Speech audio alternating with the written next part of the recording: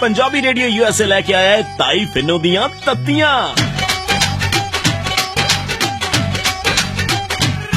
जदों तत्तियां सुनाइयां नी बड़ा दुख लग्या, बड़ा दुख लग्या।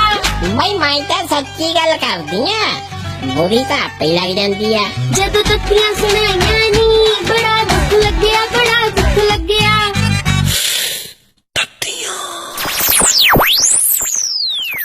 हाँ ये तेनू मैं सवेर दी डिगी जानी आ, पता नहीं केड़े खूच गई आ तू। ना तू मेरे तो की कराउणा है? नी आए दस बई तेरी आ भुंडी च तेल हैगा? नहीं की करना है? नी शहर तक जाना खुदे। 50 रुपये दे पहला।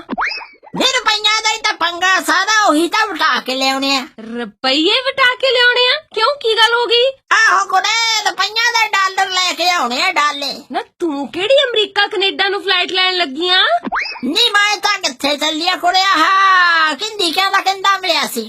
वो की कहंदा? कहंदा है बई ताइये पंजाब सरकार ने हुण कहंदे सूचना घल्ली आ बई अपना हुण इत्थे पंजाब च रुपये नहीं चलिया करने।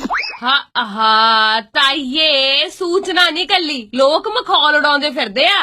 ना खादा कुड़े। आ वेख व्हाट्सएप ते मैनू भी मैसेज आया सी, पता की लिखिया? हाँ पंजाब सरकार ਵੱਲੋਂ ਜਨਤਕ ਸੂਚਨਾ 9 ਸਾਲ ਪਹਿਲਾਂ ਕੀਤੇ ਵਾਅਦੇ ਨੂੰ ਪੂਰਾ ਕਰਨ ਲਈ 1 ਸਾਲ ਰਹਿ ਗਿਆ, ਸੋ ਪੰਜਾਬ ਹੁਣ ਕਿਸੇ ਵੇਲੇ ਵੀ ਕੈਲੀਫੋਰਨੀਆ ਬਣ ਸਕਦਾ ਹੈ। ਸਭ ਮਾਈ ਭਾਈ ਨੂੰ ਸੂਚਿਤ ਕੀਤਾ ਜਾਂਦਾ ਹੈ ਕਿ ਆਪਣੇ ਰੁਪਈਏ ਤੁੜਵਾ ਕੇ ਡਾਲਰ ਬਣਵਾ ਲਓ। ਬਈ ਫੇਰ ਨਾ ਕਿਉਂ ਕਿ ਚੱਲਦੇ ਨਹੀਂ।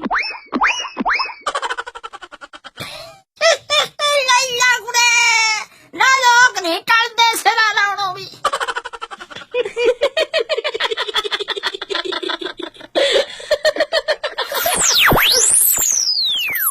मैं तां सच्ची गल करदी आ, बुरी तां आपे लग जांदी आ।